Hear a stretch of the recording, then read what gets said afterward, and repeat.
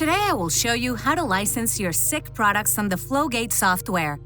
Open the Flowgate software and connect to a device of your choice by clicking the Connect or Offline buttons right here. Now you navigate to the License Manager and open it. By initially opening the License Manager, a license data sheet, the CM container, is created, which is necessary for activating a license in Flowgate. We have sent an email to you which contains the order details and your ticket ID. We need this ID to enter the online licensing service.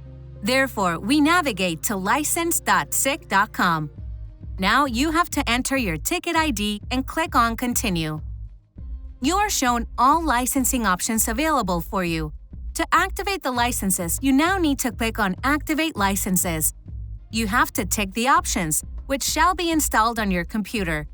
Remind that for TRG-18 and Flare XT, you need a license for your personal computer and the device you are using it on. In the following, select the CM container installed on your computer and click on Activate Selected Licenses.